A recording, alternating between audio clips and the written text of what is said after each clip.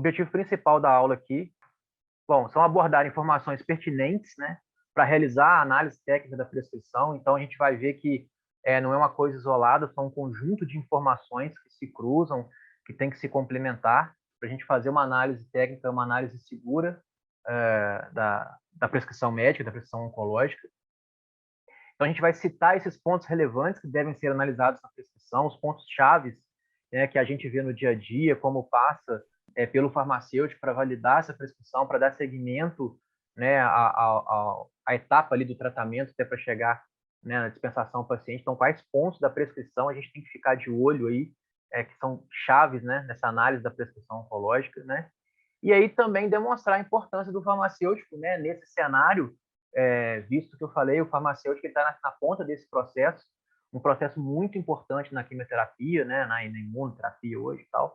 Então, que isso pode culminar em acidentes sérios, né, e dar uma qualidade ao tratamento e uma segurança ao tratamento, né? Então, aí só uma brincadeira, né? A gente já viu isso na internet, esse meme, né? Eu fui ao médico e me receitou o mar. Então, quando a gente fala de prescrição, a gente tem que pensar numa prescrição organizada, numa prescrição bem estruturada, principalmente em oncologia, como a gente vai ver a complexidade dos protocolos, muitas combinações de medicamentos, existem protocolos aí que são muito extensos, né, que a gente deve conhecer. Então, essa prescrição ela tem que estar bem legível para a gente, né, bem clara, bem direta. Então, a gente não pode, né, para começo de conversa, aceitar uma prescrição que você já não consegue nem ler, você não consegue identificar nada. Apesar que no ramo hoje, na área da oncologia, né, a gente está migrando cada vez mais para uma prescrição eletrônica, uma prescrição mais segura, com softwares que a gente tem hoje também que contribuem com a segurança do paciente, com uma prescrição realmente mais segura, mais eficaz, mais dinâmica. Então, quando a gente vai analisar uma prescrição oncológica, a gente já tem que partir disso, né, de uma prescrição muito bem estruturada, bem escrita, para a gente poder dar segurança e seguimento no processo. E aí, falando só um pouquinho de legislação, né, acho que a maioria das pessoas que estão aqui conhecem a RDC 220, né, de 2004. Então, ela é o regulamento técnico para o serviço de terapia antineoplásica. É uma RDC que a gente tem que seguir, né, à risca, para os serviços estarem funcionando perfeitamente, corretamente. O objetivo dessa resolução são fixar esses requisitos mínimos, né, exigidos para o funcionamento da terapia antineoplásica, seja pela formação da equipe multi, pela quantidade no caso, por exemplo, do mínimo de funcionamento do médico, do enfermeiro, do farmacêutico, alguns objetivos mínimos que são exigidos para funcionar o serviço de terapia antineoplásica, e ela abrange tanto estabelecimentos públicos quanto estabelecimentos privados, né? Então, seja um hospital filantrópico, público, privado, eles têm que estar dentro dessa RDC 220, né? Eles são abrangentes, né, dentro dessa RDC, para que estejam funcionando corretamente. Então, dentro da RDC 220, a gente pensa na equipe multidisciplinar, né? Na ENTA, Equipe Multidisciplinar da Terapia Antineoplásica. E o que diz dentro dessa resolução, né? Então, a equipe ela executa, supervisiona e avalia todas as etapas da terapia antineoplásica, né? Então, ela está visando muita segurança do paciente, né? Vou bater sempre nessa tecla, tem muito a ver. A gente tem que criar mecanismos para desenvolver a farmacovigilância, tecnovigilância, biossegurança, em todas as etapas, e aqui eu falo desde o recebimento do medicamento, né, até o descarte desse medicamento. Então, a equipe está sempre envolvida para poder trabalhar junto, né, para esse bem. E aí a gente começa a passar, né, tangenciar ali a prescrição. Então, estabelecer protocolos de prescrição e o acompanhamento da terapia.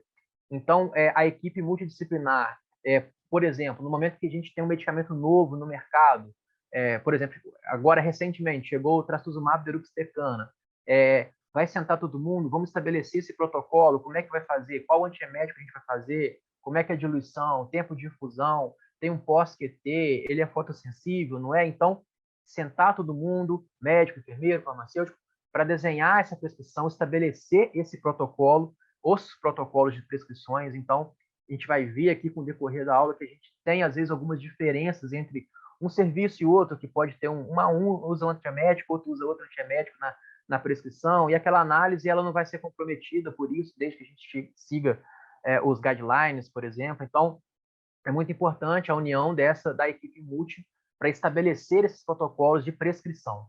Então, eu já trabalhei em serviços que, por exemplo, o mesmo protocolo tem uma variação de um serviço para o outro, mas foi uma equipe multissentada, a experiência clínica dos médicos, dos enfermeiros, farmacêuticos, que desenha e estabelece esses protocolos também, e aí já ficando mais fácil essas análises de prescrições. Então, a gente tem que assegurar condições adequadas de indicação, prescrição, preparação, conservação, transporte, administração, descarte, ou seja, como eu falei no começo, todas aquelas etapas, né, que estão envolvidas na oncologia. Né? E aqui, de novo, chamando a atenção, prescrição, essa palavrinha vai sempre aparecer aqui dentro da RDC. E também um ponto muito importante é capacitar os profissionais envolvidos, seja de forma direta ou indireta, com o programa de educação permanente. Então, aqui, puxando para um lado da prescrição também, demonstrar a importância, por exemplo, de fazer o antiemético no tempo certo, na ordem correta, os antineoplásicos, os anticorpos monoclonais. Então, a gente tem que capacitar esses profissionais que estão envolvidos, por exemplo, a enfermagem, a administração, recentemente, né? Recentemente, eu digo, no final do ano passado, a gente, por exemplo, começou a fazer o daratumumab subcutâneo. Então, a gente, junto com o laboratório, com a enfermagem, a gente conseguiu um treinamento, como que administra esse medicamento, ele precisa de alguma coisa antes, alguma coisa depois, observação do paciente também. Então, tudo acaba convergindo ali dentro de um protocolo que vai ser prescrito e que vai chegar ao paciente. Então, essa capacitação também desses profissionais, ela é de suma importância, essa troca de ideias, a troca de experiências também, porque a gente sabe que a oncologia é uma área muito dinâmica, a gente sabe que vem chegando cada vez mais medicamentos novos, e aí esses novos esquemas terapêuticos vão surgindo com medicações novas, ou alvos novos, né? Então a gente tem que estar desenhando ali o tempo todo protocolos, né, que o médico vai prescrever. Isso é importante estar muito alinhado e sempre fazendo essa capacitação constante de todo mundo, estar envolvido no processo. E aí, só chamando a atenção de novo, né? Estabelecer protocolo de prescrição, a prescrição, ela vai sempre aparecer, é um ponto crucial na quimioterapia. Então, quando a gente olha as etapas do processo dentro dessa RDC, a gente vê desde a observação clínica, né? A prescrição médica, essa avaliação, aqui farmacêutica, manipulação dos quimioterápicos, controle de conservação, transporte, administração e até o descarte. Então, cada etapa dessa é muito importante também que seja registrada, a gente tem a rastreabilidade também dessas etapas, né? E aí chamando a atenção novamente para a prescrição médica e avaliação da prescrição. Então, isso são pontos chaves, né, do processo, um pouco repetitivo, mas essa RDC, ela bate muito nessa tecla também. E aí o farmacêutico, né, dentro dessa resolução, ele também tem outras atribuições em oncologia, né? Então, supervisiona, executa, avalia essas etapas, assim como a equipe multi, né? A farmacovigilância, a gente também está ali próximo ao paciente, próximo à enfermagem, para qualquer problema, né? A biossegurança nessas etapas, na manipulação, na administração dos medicamentos, é importante o nosso envolvimento. Aí a análise da prescrição médica, a farmácia clínica, também que é o acompanhamento do paciente.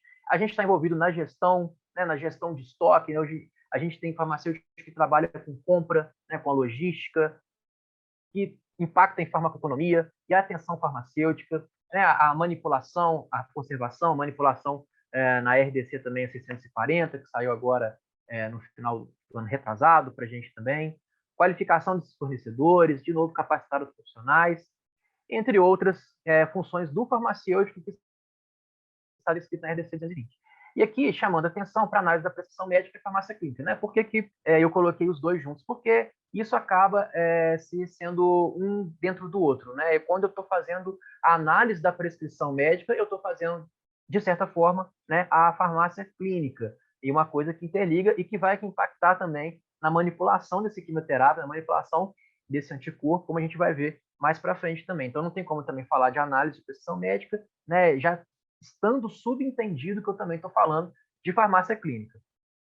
E aí, quando a gente olha o ciclo da assistência farmacêutica, né, desde a seleção daquele fornecedor, do seu medicamento, da sua programação, da compra, de como se armazena, da distribuição, da dispensação, a utilização daquele medicamento pelo paciente, né? Então a gente vê aqui de novo a palavrinha prescrição, né, entre a distribuição e a dispensação. Então, nesse momento que tem um processo da prescrição médica gerada antes da dispensação. Então, é uma etapa crítica do processo que tem o olho clínico aqui do farmacêutico. E aí, quando a gente pensa, né, na análise técnica da prescrição, o que ela envolve? né? O que é importante a gente saber, o que a gente tem que ter em mãos, né? Quais armas, vamos dizer assim, a gente tem que ter, quais ferramentas, melhor dizendo, né? A gente tem que ter, qual que é a função da equipe multidisciplinar, o que pode me impactar num erro de análise de prescrição, qual tipo de prescrição que ela é melhor, é manual, é eletrônica, né? Então, como eu falei, é uma etapa muito crítica do processo. Então, a gente tem que ter um documento que nos ajude a isso também, a um farmacêutico novo que está chegando, que deve ser treinado, né? O conhecimento desses protocolos, que são muitos protocolos, são muitos esquemas terapêuticos que a gente tem. Como eu falei lá no começo, a equipe multi adequar esses protocolos também, como que a equipe ela acha que esses protocolos devem ser desenhados, questão de sons e grafias semelhantes, a gente tem medicamentos com nomes parecidos que podem confundir na hora de fazer a análise da prescrição, na hora de prescrever também, né? E a diferença de prescrição manual e eletrônica que a gente vai ver um pouquinho aqui para frente. Então, quando a gente fala que a prescrição é uma etapa crítica do processo, ela funciona como uma barreira.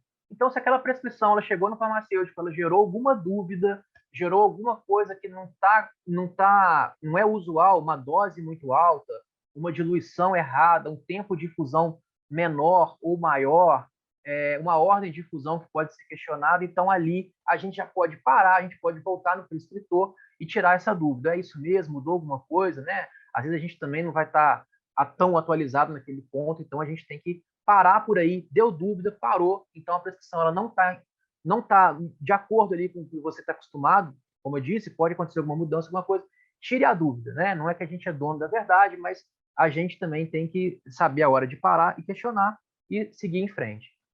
Isso, obviamente, impacta na segurança do paciente. Então, a gente pensa naquela figurinha do queijo suíço, né? E nas metas de segurança do paciente. Então, a meta 3 de segurança do paciente, ela é muito clara. Ela fala na segurança, na prescrição, no uso e administração do medicamento. Então, isso impacta na análise da prescrição. Então, é a segurança do paciente. E quando a gente olha aqui o queijinho suíço, a gente vê que a prescrição ela está na ponta do processo. Então, se essa prescrição não for muito bem analisada, ela pode chegar e ela pode causar um acidente, porque ela ainda vai passar por outras barreiras. Obviamente que algumas barreiras ela pode sim também ser vetada, né? Também pode bater, mas pode não bater, né? Uma vez que aquela prescrição foi analisada, o farmacêutico ele entrou para a cabine para manipular, ele entrou para fazer posteriormente a dispensação, esse medicamento ele pode chegar ao paciente e de certa forma, né, causar um dano, causar um acidente que seria evitável, desde que tivesse sido feito uma análise da prescrição crítica mais correta, né? Então, o POP, né? A gente tem que ter um POP que esteja bem escrito, um POP bem claro, né? Esse POP também ser acessível, seja um POP que esteja eletronicamente, seja de papel, né? E vai da realidade de cada serviço e principalmente que esse POP ele esteja atualizado. Como eu falei no começo aqui, a gente sabe que a indústria, as pesquisas, né, que vão alavancando cada vez mais, crescendo cada vez mais, então a gente está sempre atualizado, né, de mudar alguma coisa que for preciso, algum medicamento que mudou alguma via, alguma apresentação, então a gente tem que estar atualizado. Então esse POP tem que ser bem claro, e aí também fazendo um contraponto aqui com a RDC 220, isso também impacta na capacitação de outros profissionais que estão chegando no serviço, seja um farmacêutico novo, seja um enfermeiro novo, um técnico de farmácia, um técnico de enfermagem, né? Então, é importante mostrar esse documento bem desenhado, como eu falei, principalmente atualizado. A gente tem que ficar muito ligado nisso, dessas questões, desses medicamentos que estão chegando aí com uma velocidade incrível, né? Cada vez mais, para o bem do paciente também, mas algumas particularidades, às vezes, que a gente tem que ter e que na análise da prescrição isso pode impactar. Então, quando a gente fala de protocolos, né, a gente tem os protocolos de quimioterapia, então conhecer esses protocolos é fundamental, né, seja o conhecimento técnico científico, né, conhecer os estudos clínicos e os guidelines, então como que aquele medicamento ele foi liberado, como é que foi o estudo clínico dele, já é um estudo fase 2, fase 3, ele comparou com quem, quais efeitos adversos ele teve, né? Por exemplo, eu vou olhar um medicamento que saiu agora, a bula não fala muita coisa de pré-QT, mas se você vê que no estudo clínico dele fala que teve uma alta porcentagem de náusea e vômito. Então já fica um sinal alerta para a gente pré-medicar esse paciente, para quando você fizer a análise da prescrição, aquele estudo já te guiar para você desenhar uma prescrição mais segura, mais correta para aquele paciente, né? Então, a gente tem guidelines também, o NCCN, acredito que a maioria das pessoas aqui conheçam, que trabalham com oncologia, também conheçam o NCCN. É um guideline gratuito também, então, bem acessível. Então, ali tem todo o protocolo, está bem atualizado também, já ajuda bastante, uma ferramenta importante para a gente também poder trabalhar. Então, o conhecimento técnico dos medicamentos que compõem os protocolos. Então, e essa parte é fundamental, que a gente vai ver.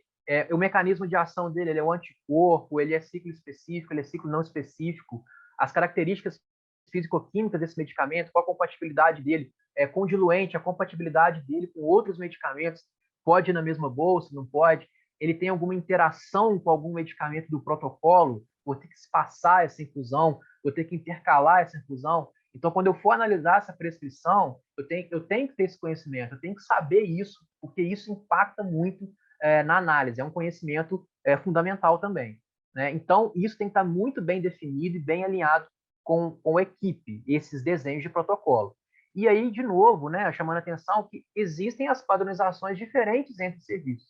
Como eu falei, eu já trabalhei em outros serviços que o mesmo protocolo era prescrito lá de uma maneira e hoje eu trabalho com esse mesmo protocolo prescrito de uma outra maneira. Quem está errado, quem está certo? A questão não é essa, a questão é você seguir também as orientações de bula, quando vem, que fala de antipirético, fala de antistamínico, fala de corticoide, e aí vai também da condição clínica do paciente, da experiência dos prescritores, da equipe toda em si. Então, você pode ter algumas variações de prescrições entre protocolos, né? Dentro de uma lógica também. Como no final aqui da aula, eu vou mostrar algumas prescrições e talvez alguns de vocês vão ver que falar, no meu serviço não é assim, eu não faço assim, eu não uso esse antiemético, eu não uso dexametasona nesse momento, eu não uso granizetrona. Então, a questão toda é essa, também é a experiência do serviço e a questão da gente seguir um raciocínio lógico para as características daquele medicamento, para as características do protocolo, tá?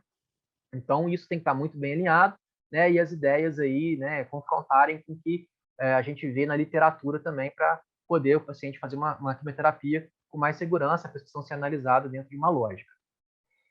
Outro ponto que pode impactar muito também na análise da prescrição são sons e grafias semelhantes, né? Então, a gente vê muita gente que está chegando na oncologia, estranha muitos nomes, né? Esses aqui são alguns exemplos que a gente tem no ISMP. Então, por exemplo, carboplatina, cisplatina, né? Então, se você for desenhar a prescrição, quando a gente começar, por exemplo, padronizar no serviço uma prescrição, às vezes é interessante colocar na caixa alta, caixa baixa, isso chama atenção, né? Cabazitaxel, paclitaxel, né? A cisplatina com oxaliplatina, os IBs também, dasatinib, lapatinib, daunorubicina, doxorubicina, né? Esse, além do nome, são cores, né, também, no caso, puxando um pouquinho para manipulação, são vermelhinhos, né? Hoje a gente tem 3 trastuzumab no mercado, a gente tem trastuzumab entanzina, trastuzumab deruxtecana. Então, é tudo trastuzumab. Então, a gente tem que ficar muito atento a esses sons e grafias semelhantes, e isso também pode impactar, né? É muito perigoso quando você vai analisar a prescrição também e passar, né? Às vezes você tem uma dose, um cálculo de dose também que é próximo, com um nome parecido, e aquilo ali você não pode deixar passar esse momento de análise também. Então, conhecimento bem definido dos nomes do medicamento, né? Por mais que seja, às vezes, um pouquinho complexo, um pouquinho diferente do usual que a gente vê, mas esses sons e grafias semelhantes, ele pode pegar o farmacêutico naquele momento de análise de prescrição. Por isso é importante a gente já estar isso bem estabelecido com a equipe multi, quando a gente desenha todos os protocolos também. E aí, a gente chama atenção também quando a gente olha a prescrição manual e eletrônica, né? Então, o que a gente tem que olhar na prescrição manual e na prescrição eletrônica, quando a gente bota lado a lado as duas prescrições?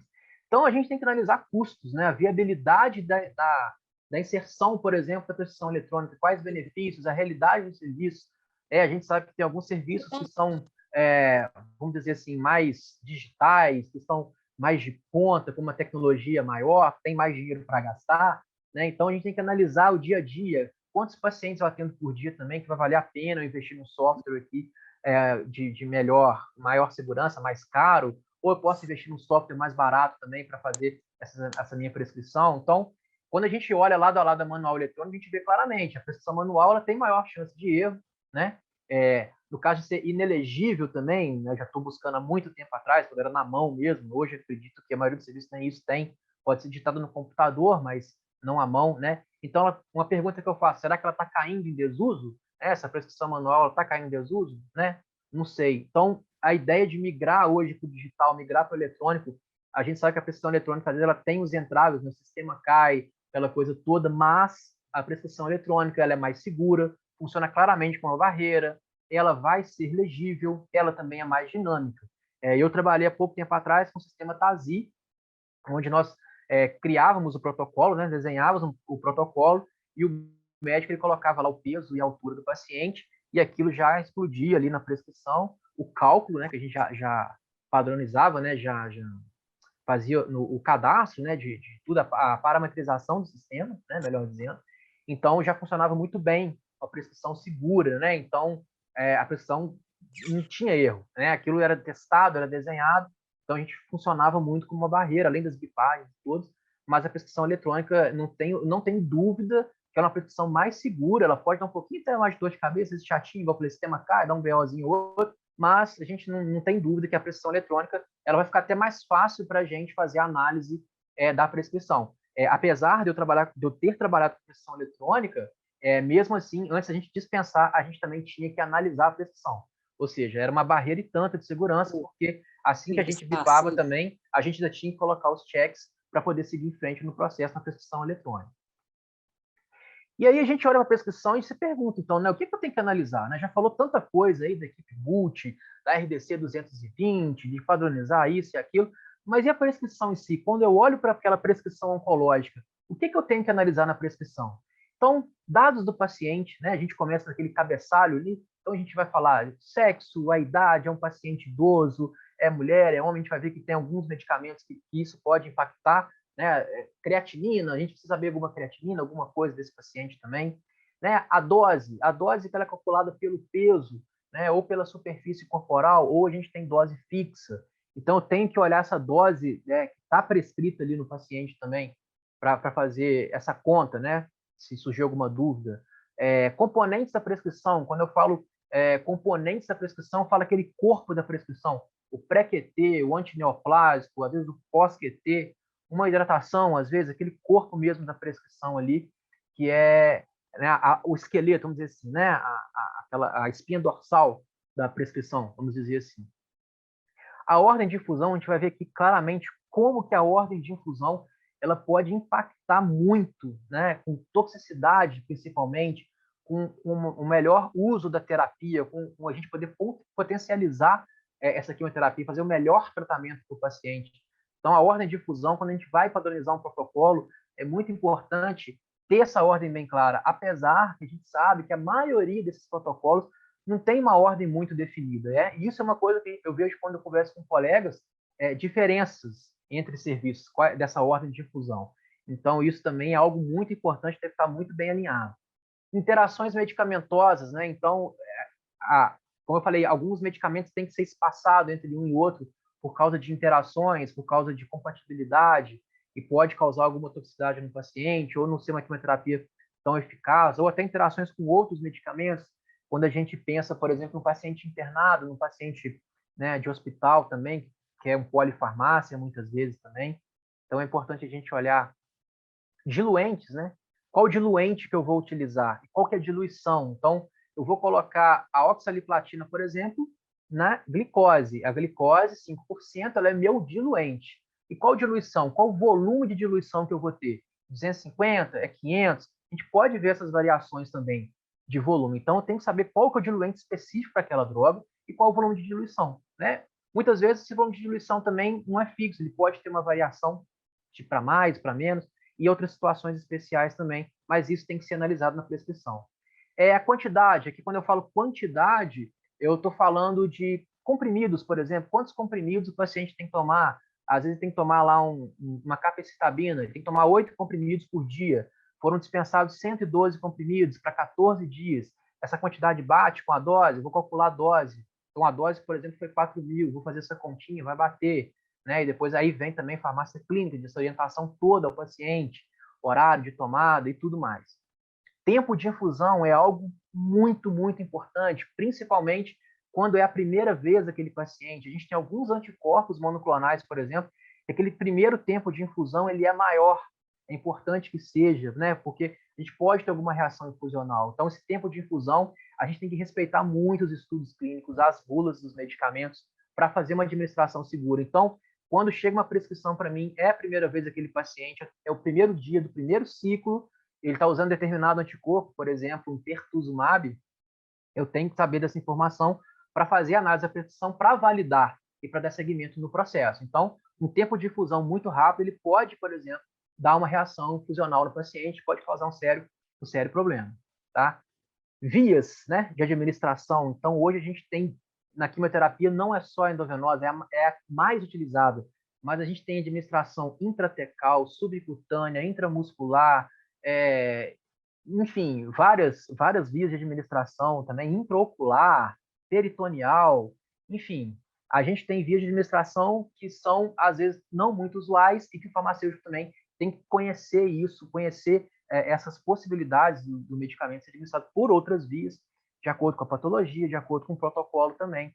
Mas a gente ainda assim, a via endovenosa, hoje na oncologia, ela ainda é a via mais utilizada, apesar que a via oral também, a gente tem muitos medicamentos novos pela via oral também chegando, principalmente inibidores de tirosina quinase também, que é importante conhecer. Né? E a frequência barra posologia, né? Aquele paciente vai fazer quantos dias de quimioterapia? Um dia, 2 dias seguidos, 5 dias seguidos, né? Vai fazer o D1, o D15, o D1, o D28, como é que é aquele protocolo? Qual é aquela frequência? Hoje ele vai tomar, por exemplo, uma bolsa de ciclofosfamida 2 vezes, de 12 em 12 horas, naquele protocolo, por exemplo, determinado protocolo que tem, estarabina, né? Quem trabalha no hospital tem muito protocolo, leucemia principalmente, 12 em 12, alguma coisa assim, qual que é a frequência, né? É D1, D2, é D7, enfim, a gente tem que saber isso também para fazer a análise da prescrição. E compatibilidade. Então, quando eu digo compatibilidade, seja, por exemplo, compatibilidade físico-química. Como eu vou mostrar aqui, a gente tem medicamentos que eles podem ser misturados na mesma bolsa, eles são compatíveis físico-quimicamente, então a gente tem que conhecer essas propriedades. Então, em suma, a gente vê o tanto de informação que a gente tem que saber para validar uma prescrição, para que aquela prescrição seja bem analisada e para dar seguimento no processo. É muita informação que a gente tem que analisar. Quando a gente olha a prescrição, essa seria só um exemplo, né, de prescrição, um layout de prescrição que eu inventei aqui. Então, a gente tem esse cabeçalho da prescrição, então, onde a gente teria informações importantes aí sobre o paciente, sobre o prontuário, data de nascimento, enfim, dados de peso, altura, superfície corporal, o protocolo de tratamento, qual ciclo que ele se encontra, né, qual dia do ciclo, enfim, é aquele primeiro cabeçalho. E aí, vamos dizer, um segundo cabeçalho, uma ordem de fusão. Qual que é primeiro, depois, aqueles componentes de prescrição, como eu falei, né, espinha dorsal, as doses, os diluentes, a quantidade, a infusão, a via. Então, tudo que eu falei, né, no slide anterior aqui, e aqui mostrando de uma forma como seria uma prescrição mais ou menos. E aqui, num cantinho ali de observações também, outras informações importantes, se o medicamento é vesicante, é não vesicante, se é uma dose de ataque, né, que é uma primeira vez, enfim, são importantes. Então, quando a gente olha aqui, olha só, é muita coisa. Paciente, data de nascimento, sexo, peso, ó.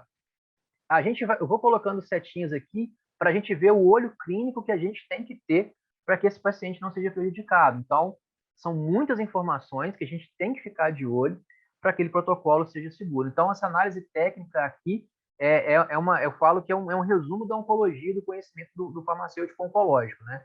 Nesse momento, assim, a gente vê a nossa experiência aqui, né, que eu falo que é a barreira principal ali de tudo.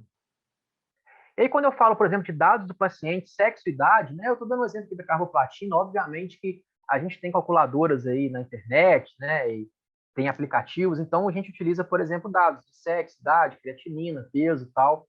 Então a gente tem uma fórmula que é da função renal, que é a Kubiroff-Chengal, que é uma fórmula, e tem a fórmula utilizada para calcular a dose de carboplatina, que é a de Calvé. Então a gente precisa desses dados para calcular. Então, como eu disse, a fórmula está disponível na internet. Eu falo que às vezes o farmacêutico fica em alguma dúvida, alguma coisa, né, que achou que aquela dose está muito baixa, a dose está muito alta, alguma coisa. Então, a gente vai olhar esses dados do paciente, a gente pode fazer uma conferência de dose e, na dúvida, procurar o prescritor também para ver se teve algum ajuste de reação também, algum outro motivo. Então, a gente tem essas duas formulinhas aqui, né? Então, a gente vê desses dados que precisam para fazer a prescrição, né? Peso, creatinina, né? Se é homem, se é mulher aqui, para a gente chegar nessa forma de Cook-Roth e Gall, por exemplo, e para a gente calcular a dose da carboplatina. Então, a gente tem alguns dados que são do paciente, né, em si, e a gente precisa para chegar nessa conta da carboplatina. E a dose, né? Quando eu falo da dose, é isso, assim, a gente tem basicamente 3 tipos de cálculo de dose: por quilo, por superfície corporal, né, 1 metro quadrado, ou então a dose fixa, né, que recentemente vem chegando bastante sobre dose fixa. Então, aqui são alguns exemplos, né?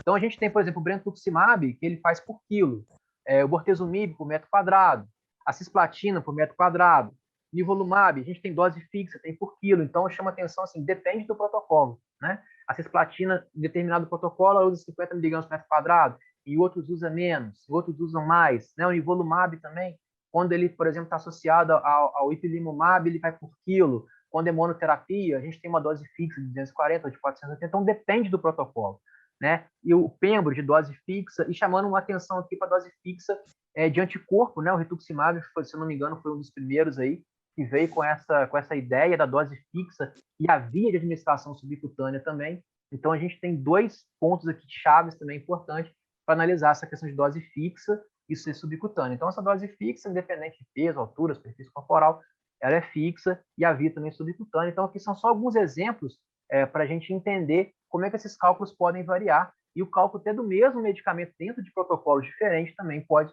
variar. E aí a gente tem que ter atenção para alguns tipos de dose, né? Pacientes obesos, pacientes idosos, né? Alguns pacientes que não vai seguir a risco o protocolo. Um paciente obeso, ele pode ter uma dose muito alta, e a gente já vê em bula que o máximo de dose diária, de dose tolerada, então você tem que chegar naquele teto. Alguns pacientes idosos com alguma comorbidade também, você tem que ver se necessita de ajuste, está prescrito ali quando você vai analisar. Doses pediátricas também, quem trabalha com pediatria sabe que a oncopediatria também ela é um mundo à parte, né? Então, é importante também o farmacêutico hoje estar muito atento a essas doses pediátricas. Eu vou dar um exemplo mais para frente. A dose de ataque, eu já falei, é uma dose maior de ataque. Então, qual o ciclo que o paciente está? Ele está começando hoje, está o primeiro dia de tratamento, é uma dose maior. E aí eu falo dos reajustes de dose também, que a farmácia clínica, como eu falei no começo, ela está inserida dentro dessa análise da prescrição.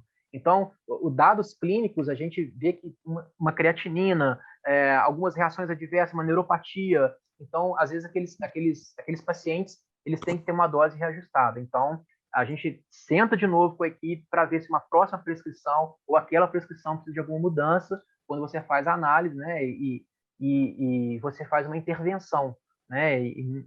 Então, ela provavelmente vai ser bem aceita baseado nesses fatos. E aí, quando eu falo aqui do corpo da prescrição, né, eu estou falando do pré-QT, dos antineoplásicos ou dos anticorpos monoclonais. Alguns protocolos têm um pós-QT, às vezes tem algum corticoide, algum outro antiemético também. Né? A terapia de suporte, aquele paciente vai usar um fibrachim, por exemplo, ou então ele tem uma hidratação dentro daquele protocolo também, que é importante o paciente fazer, faz parte do protocolo. Então, aquele corpo da prescrição. Então, eu vou dar um destaque aqui dos antieméticos, né? Então, a gente sabe que a quimioterapia ela já tem aquela questão do paciente estar nauseado, do paciente passar mal com a quimioterapia. Então, conhecimento desses antieméticos, né? Conhecimento de náusea e vômito, e compromete o tratamento, né? Compromete a qualidade de vida do paciente, e até fatos dele não aderir ao tratamento, é muito importante que a gente use o antiemético certo para o protocolo correto. E aí, a gente tem vários guidelines que falam sobre potencial emetogênico de medicamento. Não? Então, eu peguei isso daqui do NCCN, tem até mais atual, mas você tem ASTO, você tem MASC, você tem UpToDate, você tem vários outros protocolos que a equipe pode sentar e desenhar. Né? Então, a gente tem um nível de emetogênese alto, então a gente tem essas classificações aqui, como por exemplo, o protocolo AC, que é a DOX com ciclofosfamida, da carbazina, cisplatina. Então, requer uma atenção de qual antiemético o médico vai prescrever. Os riscos moderados, que né, a gente tem outros medicamentos também, que já a frequência já fica ali entre 30% e 90%. E por aí vai. A gente tem um risco baixo, também tem um risco mínimo, né, desses quadros de antieméticos. Então, algumas vezes também esses guidelines são atualizados, e é importante que a gente fique de olho nisso daí para a gente usar o medicamento correto. Então, quando a gente fala, por exemplo, de náusea aguda, né, que é aquela náusea imediata praticamente, então a gente já tem, por exemplo, máscara, e tem isso muito bem desenhado também, qual tipo de antiemético que eu vou usar. Então, por exemplo, se eu tenho uma chance alta, né, de um potencial emetogênico muito alto, por exemplo, com o protocolo AC, ele já sugere ali um inibidor de 5-HT3, uma dexametasona, um inibidor de NK1.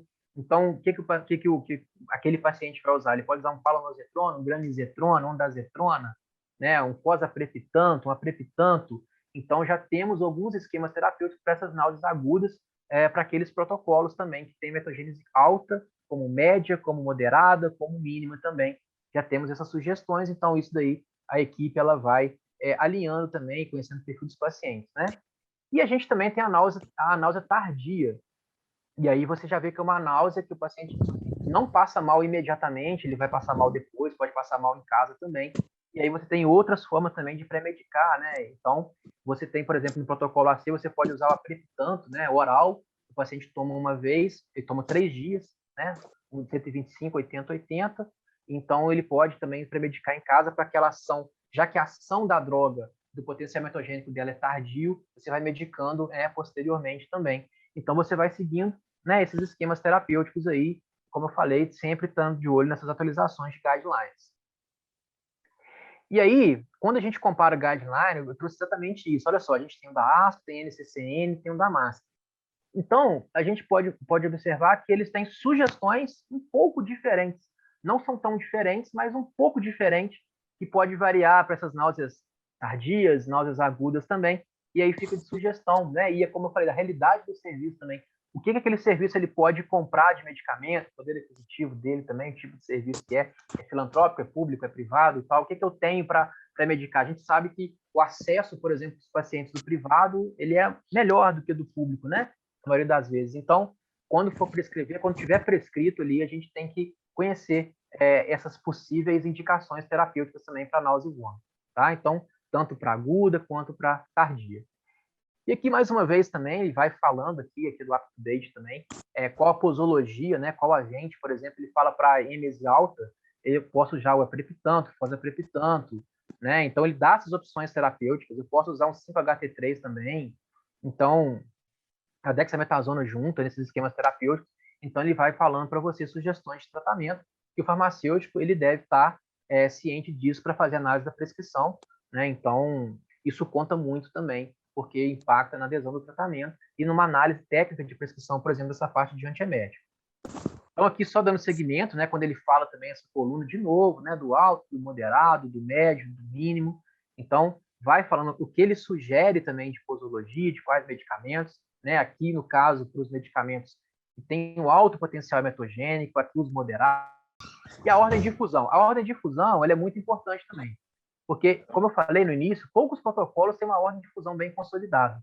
Então, essa ordem de difusão ela pode implicar duas coisas muito importantes, em sinergismo e toxicidade. Então, muitas vezes eu posso fazer um medicamento antes do outro que pode comprometer ali o tratamento, ele pode não funcionar muito bem e pode causar alguma reação adversa ao paciente. O serviço, como eu falei, estabelece a ordem de difusão com sua prática clínica, eu falei que isso varia, a gente sentar para conversar, a gente com certeza vai ter variações aqui. Então, mais uma vez, a equipe multi, ela entrando em ação para desenhar essas ordens de prescrição. A ordem de infusão, desculpa.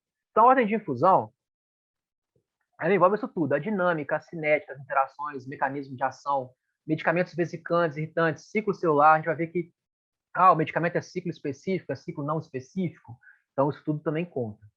Por exemplo, a farmacodinâmica, ela nos ajuda a avaliar o antagonismo, sinergismo e toxicidade. Então, quando eu olho a prescrição, é importante eu ver na dinâmica o que isso pode impactar, né? Os ciclos na dinâmica e na cinética, né? O ciclo celular, há uma sugestão de literatura, a gente vê que a infusão de medicamentos ciclo celular específico antes daqueles que não são específicos.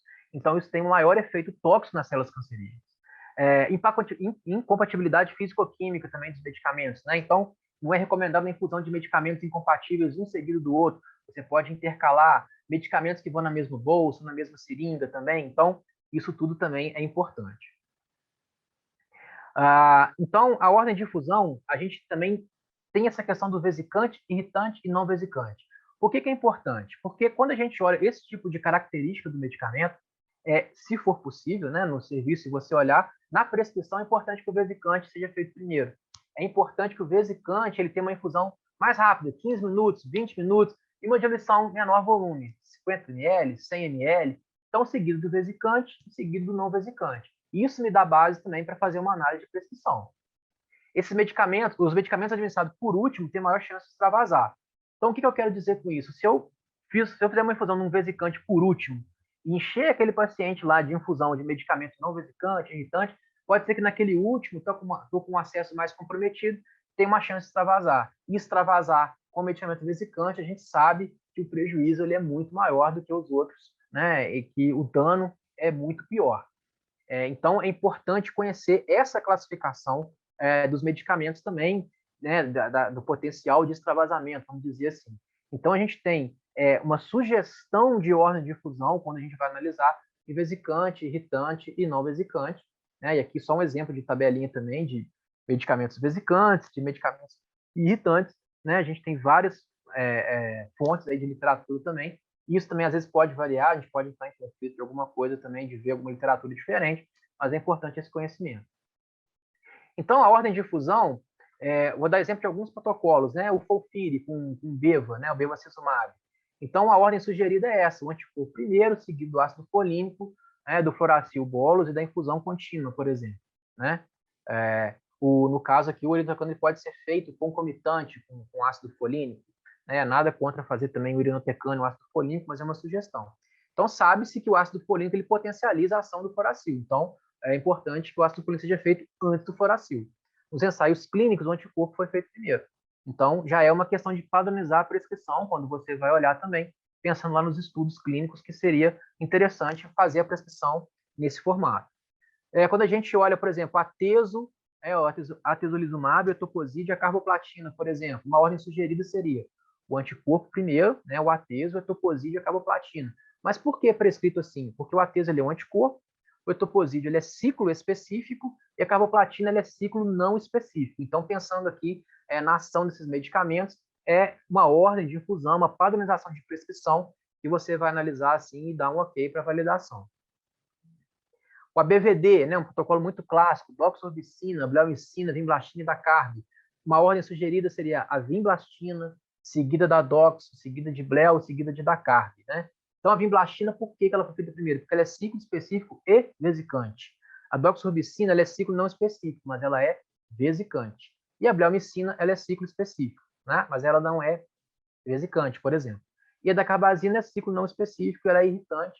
Então, é uma ordem sugerida, como eu falei, às vezes pode ter variação de serviço, mas serve para a gente fazer uma análise de prescrição também.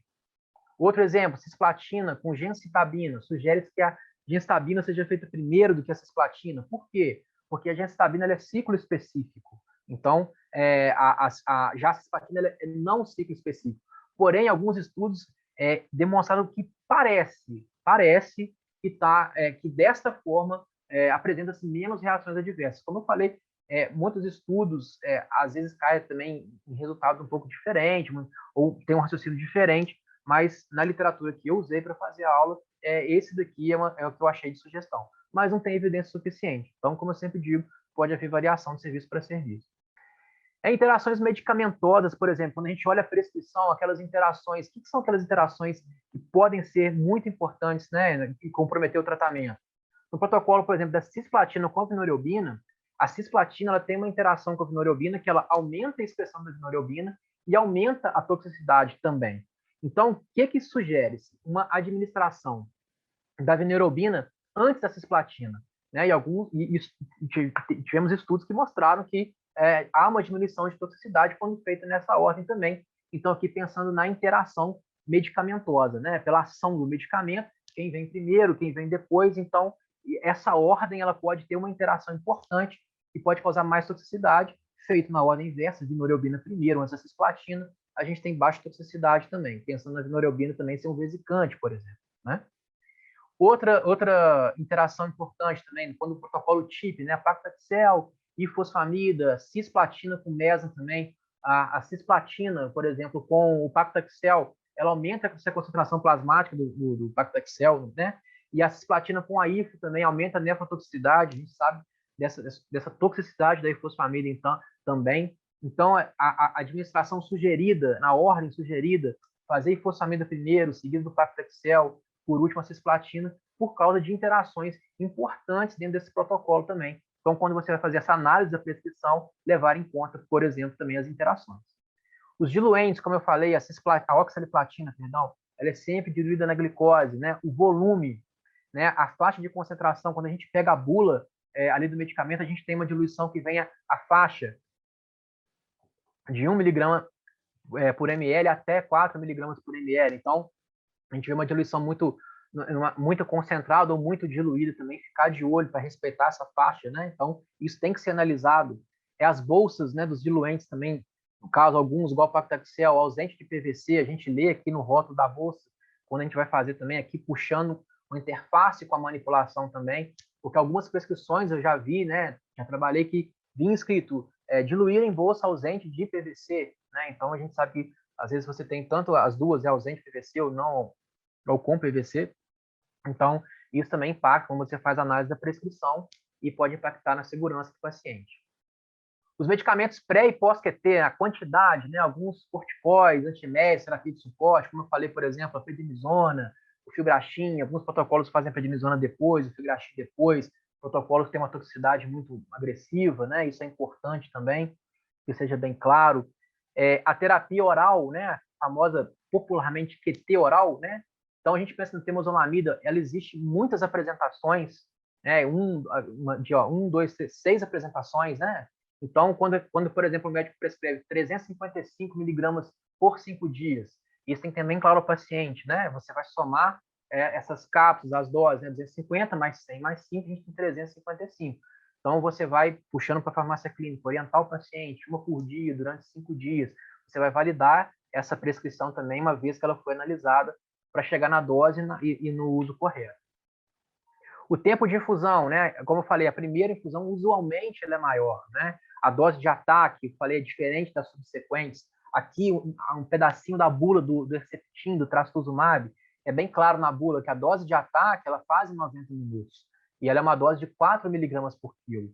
Já as doses subsequentes, ou seja, o paciente fez a dose de ataque, depois vai vir com outras doses, ele foi bem, tolerou bem aquela dose, pode estar prescrito depois em 30 minutos. Então, o tempo de infusão impacta e o cálculo de dose também é menor, que já cai para 2 miligramas por quilo. A velocidade e o tempo de infusão são relacionados com reações adversas, como eu falei. Então, é a primeira infusão do paciente, observar esse tempo de infusão e, em alguns casos, escalonar a velocidade. Então, por exemplo, o daratumumab, quando a gente faz ele endovenoso, né, o paciente começa a fazer, a gente olha, por exemplo, o D1 do ciclo 1, a gente tem volume de diluição diferente, né? Então, ele começa fazendo com 1.000 ml de soro, então tem que estar prescrito nesse volume quando ele vai começar a fazer. Depois, ele vai diminuindo essa bolsa, né? E também diminuindo o tempo de infusão, porque a gente vai escalonar essa velocidade, a gente vai fazer escalonagem de 50 ml por hora, por exemplo, até a gente chegar até o máximo de 200 ml por hora. Então, é muito importante, de novo, essas informações todas. Qual ciclo o paciente está, é a primeira vez, há uma diluição maior, é uma velocidade menor. Por exemplo, o paciente que faz daratumumab, ele já chega fazendo talvez 6, 7 horas de infusão e com o passar dos ciclos, ele indo bem na terapia, ele chega a fazer uma infusão de 3, 4 horas também. Então, essa prescrição ela tem que estar muito bem desenhada, muito subcutânea também. Então, a gente sabe, os estudos mostram que a via subcutânea ela tem uma incidência menor de neuropatia periférica. Então, o médico prescreveu o bortezomib, por exemplo, você pode sugeri-lo naquele momento, se ele tiver prescrito endovenosa, para passar para a subcutânea, né? A farmácia clínica, mais uma vez, presente. A citarabina, um exemplo, tem outros tipos de administração de vias. Aqui, alguns colegas devem saber, atenção com as marcas, tem marcas que não tem escrito administração intratecal, por exemplo. A gente sabe que a citarabina, em alguns protocolos, ela usa a forma intratecal. Assim que, por exemplo, o methotrexato também, que ele faz endovenoso, intramuscular, intratecal, via oral. Então, conhecimento das drogas, dessas vias de administração também, né? A frequência de posologia, como eu falei, né? Os esquemas terapêuticos de 12 em 12 horas, os Ds que a gente usa em posologia, D1, D2, D8, D15, né? A terapia oral, a capecitabina de 12 em 12, impacta também no uso correto do medicamento, né? Então, tem que estar prescrito lá para o paciente, olha, tomar o comprimido 30 minutos após o café da manhã e 30 minutos após o jantar. Isso é bom, é importante estar prescrito. Se não tiver prescrito, quando o farmacêutico vai fazendo essa análise de prescrição também, ele pode sugerir ao médico que deixe isso prescrito junto com a equipe, que deixe isso padronizado, que fique de fácil entendimento para o paciente. Compatibilidade, né? Alguns medicamentos que são infundidos na mesma bolsa ou na seringa. Então, a gente tem pré-QTs que podem ser feitos na mesma bolsa, né?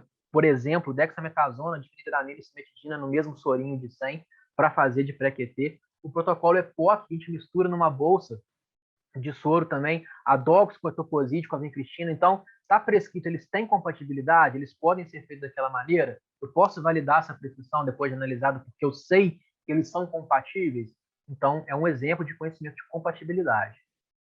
E aí, vou trazendo agora alguns exemplos de prescrições, né? Essa prescrição, por exemplo, é o AVD, que é o brentuximab, o adiadicetris, a adiadriblastina, doxorubicina, vincristina e da carbazina. Então, aqui, nessa prescrição, né, eu de certa forma, também dei uma enxugada aqui para caber no slide também, a gente pensa num duplo bloqueio. A gente tem inibidor de serotonina e tem NK1, porque a da carbazina ela tem um potencial emetogênico muito alto. Então, é importante que esteja prescrito uma pré-medicação antiemética de acordo também, né? Porque a da carbazina a gente sabe que o paciente passa mal se ele não for bem pré-medicado, porque ela tem uma ação emetogênica muito forte, né? Os medicamentos vesicantes, né? A vinblastina, como eu falei, ela é ciclo específico, então ela vem primeiro, a doxorubicina ela vem depois, e aí a gente olha o tempo de infusão, olha, tempo de infusão em 15 minutos, é um tempo mais de infusão rápido, né? Uma diluição em 100 ou em 50. Então, é importante quando a gente vai validar essa prescrição, que a gente está fazendo essa análise técnica da prescrição também, observar. O brentuximab, mas você falou que o anticorpo ali faz primeiro, que você mostrou. Pois é, mas aqui o brentuximab, que ele é um anticorpo, ele é feito por último, e 1 hora após a da carbazina. Por quê? Porque no estudo clínico foi feito assim. Então, é importante quando a gente segue o estudo clínico, a gente conhecer o medicamento, ele foi lançado, a gente conhecer aquele estudo clínico também, para nos ajudar a desenhar uma prescrição oncológica, né? E um adendo da diluição do brentuximab, ele é feito em 150 ml. Então, a gente tem que pegar uma bolsa lá de 250, esvaziar, tem que estar nessa diluição também. E aqui chamando a atenção para o filgrastim também, que é uma terapia mais tóxica, então o paciente ele precisa de suporte. Geralmente, esses protocolos hematológicos, eles são os protocolos mais agressivos mesmo. Então, aqui a gente vê quantos, por exemplo, filgrastim que o médico prescreveu. 3 seringas, no D8, D9, D11. Então, qual a frequência? Né? Ele acabou hoje, então semana que vem vai tomar o filgrastim. Então, é importante, isso está muito bem desenhado. E aqui, né, só chamando a atenção a caixinha azul, os cálculos de dose. Então, a vinblastina 6 mg por metro quadrado, doxorubicina 25, dacarbazina 375 e o anticorpo por quilo. Então, aqueles dados do paciente, né, quando a gente não tem uma prescrição eletrônica, o sistema faz o cálculo para a gente alguma dúvida, é importante a gente ter o acesso, qual cálculo que o médico usou, como foi feito, e olhar esses dados de superfície, de peso e tudo, para a gente poder ver se essa dose ela está de acordo. Tá? Outro protocolo aqui, por exemplo, FOLFIRI mais bevacizumab, né? Aqui eu vou dar um destaque para o pré-QT do irinotecano, no caso a escopolamina, né? Uma ação colinérgica. Então, é importante, quando tem protocolos que o envolvam o irinotecano, você faça, né, uma escopolamina, por exemplo, por causa dessa ação. Né? O bevacizumab aqui, ele foi feito primeiro, por quê? Porque os ensaios clínicos foram feitos assim também, usando o anticorpo em primeira mão, né, na primeira administração daquele corpo da prescrição. Um conhecimento do farmacêutico, quando a gente analisa a estabilidade do irinotecano em glicose, ela é maior. Ele pode ser prescrito também em fisiológico, estou falando de diluente. Ele pode ser prescrito em fisiológico, mas na glicose tem uma estabilidade maior. O ácido folênico, de novo, antes do fluoracil, porque já é comprovado que tem um sinergismo quando ele é feito nessa ordem. Então, você faz o ácido folínico antes do fluoracil, né? E aqui também só trazendo o cálculo, né? Como que foi feito, como que chega naquela dose, o bevacizumab também por quilo, anticorpo, e os outros medicamentos por metro quadrado. E chamando a atenção também que, nesse caso, a gente tem o fluoracil, que é 46 horas, o paciente vai para casa com uma bomba, um difusor elastomérico, para fazer uma infusão contínua, ele, por exemplo, vem na segunda e volta na quarta, para tirar, então, a gente tem todos esses cálculos, todos esses pontinhos para serem analisados, né? Um protocolo aqui, eu vou falar de dose de ataque, Pertu, Trastu e doce, né? Pertuzumab, Trastuzumab e docetaxel. A primeira infusão, então fiquei sabendo que aquele paciente lá, está lá na evolução dele, a primeira infusão é a dose de ataque, está escrito para mim. Então eu sei que o Pertuzumab ele tem uma apresentação de 420, mas na primeira ele faz 840, usamos 2 frascos, independente de peso, independente de superfície corporal. Assim como o Trastuzumab, ele tem uma dose de ataque maior também. Nesse caso, a gente fez 8 miligramas por quilo. E a primeira infusão com um tempo maior, então chamando a atenção que são em 90 minutos. Então, aquela infusão que o paciente fez, eu olhei na prescrição, está em 90 minutos. As próximas prescrições, as próximas infusões, desculpa, ele pode fazer até em 30 minutos também, quando se for bem tolerado. E o docetaxel por último, porque os estudos também foram feitos assim, a gente pega a bula, né, do Pertu, por exemplo, o docetaxel também é feito nessa ordem também. E aqui só, mais uma vez, como que foi feito esses cálculos, né? A dose fixa do Pertu, 840 por ser a primeira infusão, né? Caso não fosse, as subsequentes seriam 420, assim como o trastuzumab também diminuiria, e o docetaxel, nesse caso, mantém os 75 miligramas por metro quadrado. O protocolo KDD para mieloma também, de recaída, né? Então, o carfilzomib é muito interessante quando faz a primeira infusão, ele fala que precisa de fazer essa hidratação aqui, ó. A gente precisa fazer um sorinho de 250 no paciente antes e após o carfilzomib. Fosfamida com doxorubicina, a ifosfamida ela tem um potencial metogênico muito alto, é importante você fazer um bloqueio forte, né? No caso aqui de serotonina também, NK1, por exemplo, palonozetrone, pós-aprepitanto. Né? O medicamento vesicante ele vem primeiro, então a doxorubicina ela vem primeiro que a ifosfamida, né? Quando a gente vê também o tempo e a diluição dela. O mesna ele vem para fazer um efeito uroprotetor, porque a ifosfamida ela é nefrotóxica, então ela é importante, é muito, muito, muito importante nessa prescrição que esse mesna ele esteja muito alinhado com essas horas, a hora 0, a hora 4, a hora 8. Então, quando a gente olha aqui a prescrição, ó, a gente vê o mesna na hora 0, concomitante com a ifo, então ligou a ifosfamida, ligou o mesna junto, você pode fazer ali em paralelo. Então, 4 horas depois o mesna, 8 horas depois, em relação à hora 0, né, na primeira infusão, esse mesna ele tem que ser repetido, né, mais uma vez, então, para a segurança do paciente. Então, é um protocolo também com uma toxicidade considerável, o uso de fibrachim, né? E aqui uma observação interessante também é a vida palonozetrona. Esse paciente ele fazia 3 dias de infusão. Como ela tem uma meia-vida de 40 horas, não necessariamente eu preciso fazer uma palonozetrona no D2. Então, eu já tive experiência com pacientes assim, que faziam um protocolo também de cisplatina 5 dias, e aí intercalava-se o uso da palonozetrona também, e aí fazia só um inibidor de serotonina, por exemplo, uma granizetrona, ou um antifosaprepitanto. Como eu falei, né, vai também do perfil do paciente, da clínica, de como é que você vai desenhar esse protocolo junto com a equipe. Então, a ífola tem uma dose alta, 3.000 miligramas por metro quadrado, a doxo 25, a mesna 1.000 por metro quadrado, mas dividido nas 3 doses. O Xelox, aqui é um protocolo interessante, porque ele envolve a QT oral, né, vamos dizer assim, a capecitabina com oxaliplatina. Então, a gente vê a diluição da oxaliplatina, que é em glicose. Então, é importante isso, por mais que seja clichê.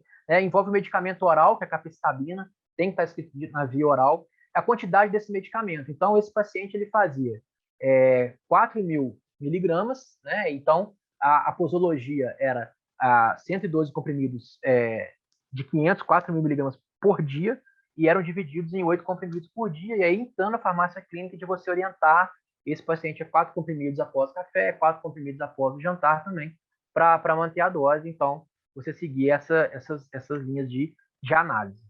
Tá? Então, a oxaliplatina 130 por metro quadrado, capecitabina 2.000 miligramas por metro quadrado. E aqui, um último protocolo, né, o EPOC, que é a mistura na mesma bolsa do etoposídeo, da vincristina e da doxorubicina, faz prednisone, faz a ciclofosfamida no D5. Então, a gente tem que saber que se existe essa compatibilidade entre medicamentos. Aí fica uma dica de site também. A gente tem o site Stabilis, que é um site também gratuito, onde você tem acesso à compatibilidade de medicamentos, você tem evidências de compatibilidade, onde você pode olhar se os medicamentos são compatíveis ou não são compatíveis, né? O tempo de infusão é longo, então são 24 horas de infusão, por exemplo, né, dessa bolsa.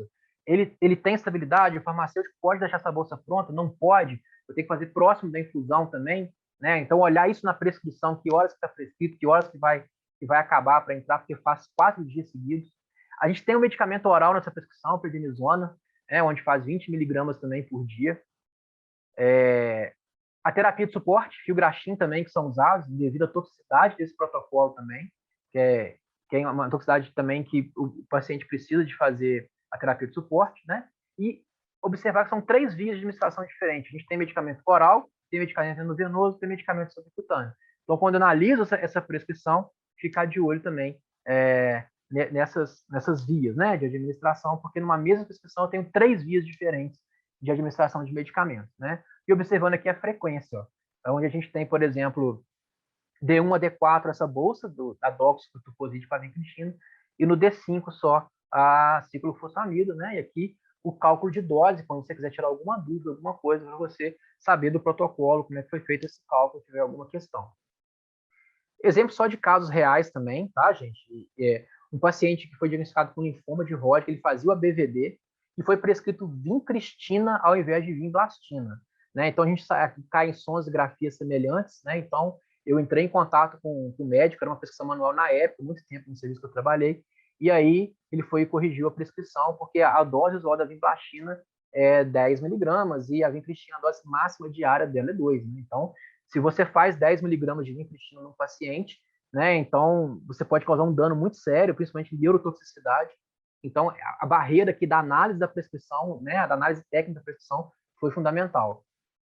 Outro caso, um paciente que fazia vincristina, ele era um paciente obeso, né, o cálculo de dose de 1,4 também, era um paciente com superfície de 2,35, foi prescrito 3,3 de vincristina para esse paciente. Então, quando no momento que eu estava analisando a prescrição, eu entrei em contato com a médica, né, e a dose máxima diária é de 2 miligramas, então a gente sentou lá, a médica refez a prescrição, foi corrigida a prescrição nesse momento da análise técnica e seguiu depois todo o processo. Um outro caso interessante também, não necessariamente comigo, mas uma colega por via telefone pediu 450 miligramas de cisplatina emprestado. Eu questionei dos pacientes que estavam fazendo uso, o que estava prescrito ali, né? E ela falou comigo que era apenas um paciente. Então, já fiquei na dúvida, 450 de cisplatina, né? É um pouco complicado para um paciente naquele momento, que ela falou que era uma aplicação. Então, pedir para ela olhar na prescrição, verificar essa informação. E, na verdade, foi um recado dado por uma técnica de farmácia para ela, que ela não olhou a prescrição. Então, após a conferência, foi percebido uma falha de comunicação mesmo. Então, o empréstimo, na verdade, era de carboplatina. Uma dose de 450 de carboplatina é uma dose usual, mas cisplatina não. Então, a não análise da prescrição, uma comunicação verbal, ela podia causar um dano no paciente, aí também caindo em sonsografias semelhantes. Um outro caso de paciente com mama também, que ela fazia paclitaxel semanal, foi prescrito 130 em soro de 500, né, ausente PVC. Na época, eu expliquei para a médica, né, que não havia soro de 500 para chegar, mas tinha de 250, né? Então, perguntei se podia fazer, expliquei para ela da faixa de concentração desse paclitaxel, que ele podia ser feito num volume menor, que não impactaria, né, na diluição, na qualidade do medicamento, e estaria ok fazendo em 250. Então, ela aceitou a intervenção e a gente conseguiu fazer. Então, esse caso mostrou o quê? Mostrou, no momento da análise técnica da prescrição, conhecimento sobre volume, sobre o tipo de bolsa, sobre o diluente, então que a gente pôde ajudar aí um paciente, né, nesses casos que não tinha naquele momento aquele soro, aquele volume, que a paciente já tinha chegado, e a gente conseguiu fazer um soro, né, menor e foi tudo bem. Então, gente, finalizando aqui, ó, dicas de literatura, então, muitas dessas aí acessíveis, né, não são pagas. Livros, então a gente tem os guidelines da NCCN, da ASCO, da MASC, seja também de antieméticos, de protocolos, VC-Cancer, UpToDate, de interações medicamentosas, de informações sobre medicamentos, né? Os nacionais, você tem o MOC, você tem os livros aí, bons livros nacionais, né? Esse de ordem de difusão já está nesse segundo volume, os livros do Gilberto, o livro de farmácia clínica também, são bases que a gente pode usar de informações, como eu falei lá no início da aula, bases que vão nos ajudar muito a fazer essa análise da prescrição e o conhecimento, né, no todo aí, do dia a dia da oncologia.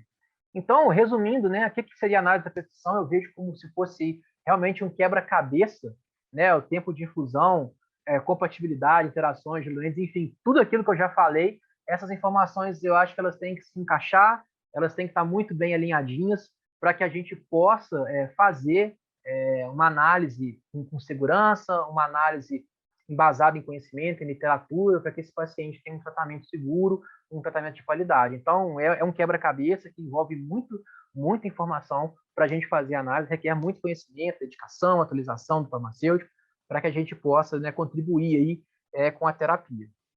Então, as considerações finais, a análise da prescrição é uma etapa crucial do processo, né? Já falei tantas vezes isso, mas não tem como não falar isso, é a porta de entrada para muito erro, então tem que ter esse conhecimento todo. Né? O farmacêutico oncológico ele tem que estar capacitado e capacitar, né, os membros, os colegas de equipe também, estar atualizado, né, com essa constante, essa avalanche de informação que a gente tem na oncologia, né? E é um profissional, hoje, sem dúvida nenhuma, fundamental para a segurança e qualidade no tratamento, principalmente quando a gente fala dessa análise técnica da prescrição, que é a ponta do processo, tá? Deixo aqui para vocês o meu muito obrigado. Aqui está o meu e-mail para tiver alguma dúvida. Eu tive que correr um pouquinho também, extrapolei o tempo, vocês me desculpem. Tem também o meu Instagram, @oncohematofarma também, quem quiser seguir lá, curtir alguma coisa. Eu sempre posto algum conteúdo, alguma coisa, interajo também. Tá? E agradecer ao Léo, à equipe toda da Neoclínica também, né? Estou muito feliz de estar trabalhando lá também. E a gente está podendo também colaborar com outros colegas de outras cidades, de outros serviços, trocar experiências e trocar ideias, tá bom, gente? Muito obrigado.